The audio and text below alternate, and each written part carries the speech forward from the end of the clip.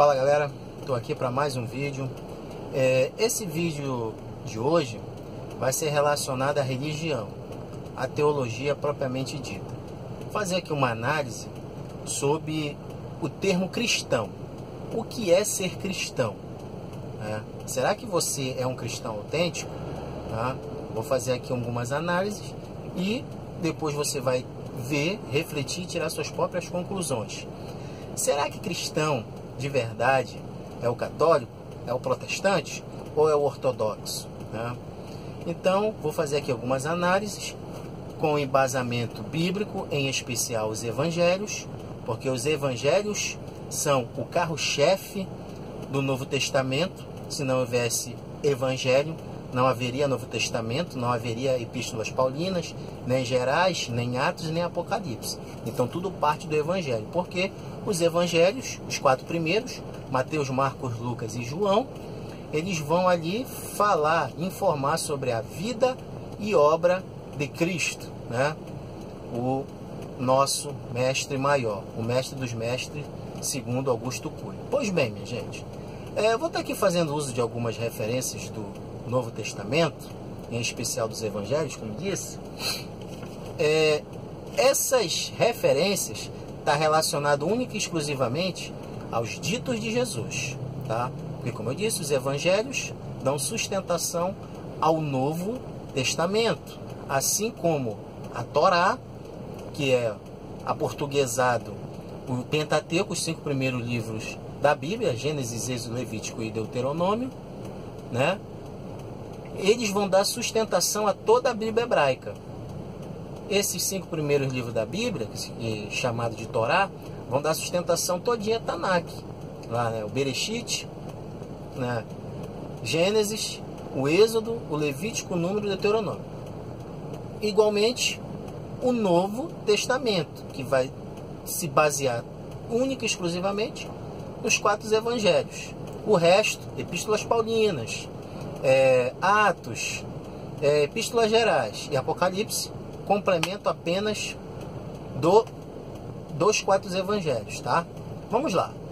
Então aqui eu fiz uso de alguns textos dos evangelhos, dos 4 evangelhos, Peguei aqui o capítulo 5, o capítulo 6 e o capítulo 7 de Mateus, a princípio. O capítulo 5 vai tratar das bem-aventuranças, Tá lá, para mais de 10 bem-aventuranças, Bem-aventurado os mansos, pois dos tais é a terra. Bem-aventurados que têm fome e sede de justiça. Bem-aventurado os limpos de corações, que verão a Deus. Enfim, por aí vai. Mas eu peguei alguns versículos chaves, versículos-chave mesmo, desse capítulo 5. Começa ali no 25. O versículo 25 do capítulo 5 de Mateus vai tratar sobre a questão de você fazer sacrifícios e ofertas ou oferendas. Esses sacrifícios e oferendas são em vão se você não se reconciliar antes com o seu irmão. Em algumas traduções, fala até de adversário, se reconciliar com o seu adversário. Olha só como o negócio é pesado. Aí, a questão das bem-aventuranças, entendendo? Tá falando do individual, você se relacionando com o seu Criador. Agora, a partir do versículo 25, capítulo 5 de Mateus, vai tratar do seu relacionamento com o próximo. Olha lá. Aí você vai para o 28, e Jesus vai tratar da questão do início do pecado. Onde é que se inicia o pecado para chegar no final? Por exemplo, a lei mosaica dizia que só era réu de adultério se fosse pego ali no ato, ali na cama e tal, ação concluída e tal.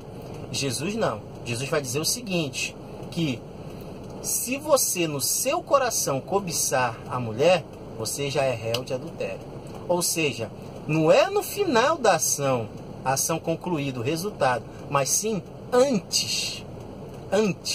É o que no século XVIII o filósofo iluminista alemão Immanuel Kant vai dizer que as ações têm que ser julgadas, ou condenadas, ou criticadas, Não no seu final, na sua conclusão, mas no início, na intenção. Só que Jesus fala isso, ó, há 2000 anos atrás. É a sua intenção. E no versículo 44 é o que eu achei mais forte. Eu li ali esse versículo, não entendia, até que um dia eu entendi. Amai vossos inimigos, orai pelo que vos persegue. Oh meu Deus, isso é forte, hein? Isso é forte. Porque se amar o próximo fica muito fácil, né? Aí nós vamos ali para o capítulo 6 de Mateus, né?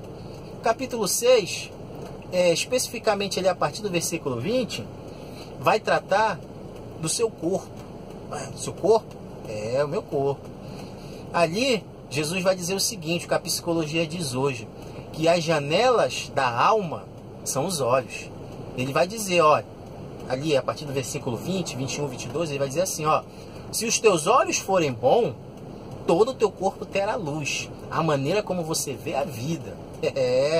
E lá no versículo 33 do capítulo 6 de Mateus, ele vai dizer o seguinte, ó, a prioridade de vocês é o seguinte, buscar o reino de Deus e a sua justiça, e as outras coisas vos serão acrescentadas. Ó, buscar o reino de Deus, tá entendendo? Complemento do capítulo 5 de Mateus. E você busca Deus aonde? Será que é na igreja? Única e exclusivamente? Mas vamos lá. Aí nós vamos para o capítulo 7, que é o texto áureo do relacionamento entre você e seu semelhante. Texto áureo, na minha opinião. Versículo 1, que diz lá, não julgueis para que não sejais julgado.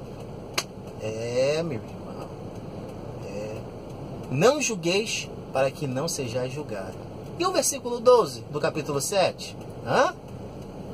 Aquilo que vós quereis que os homens vos façam, façai vós também.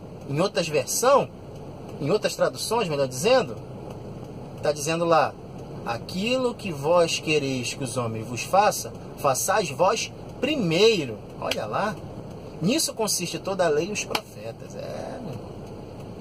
Quer educação? Quer que os outros te tratem bem? Trata bem primeiro. Quer amor? Quer afeto? Dá amor e dá afeto primeiro. Vocês estão vendo aí? Isso é a tentativa de ser um cristão autêntico. Meus irmãos. Infelizmente, esse vídeo aqui vai ficar muito longo se eu for tratar apenas de alguns versículos, de alguns textos, né, que eu resumi aqui, que eu peguei, que eu achei assim que tem assim uma certa importância para esse assunto.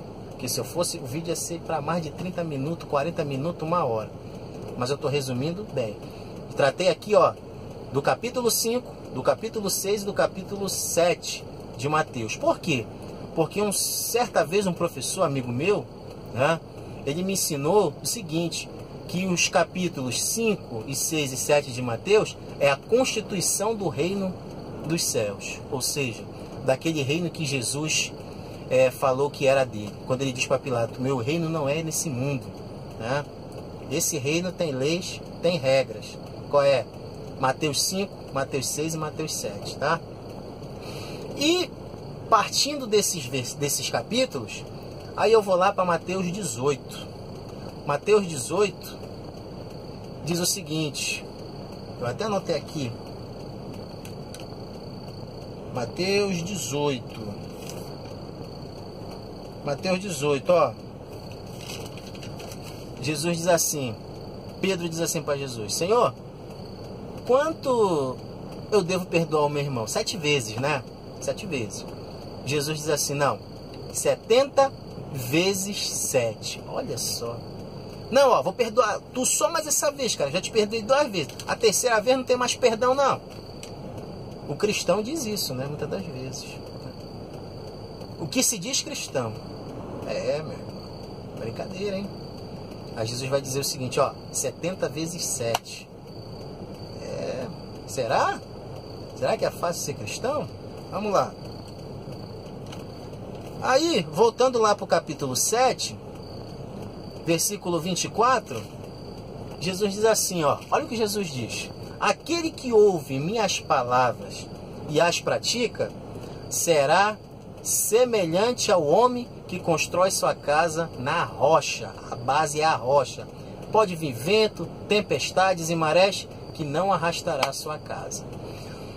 Aqueles que ouvem minhas palavras e não as pratica, é considerado um homem sensato que construiu sua casa na areia.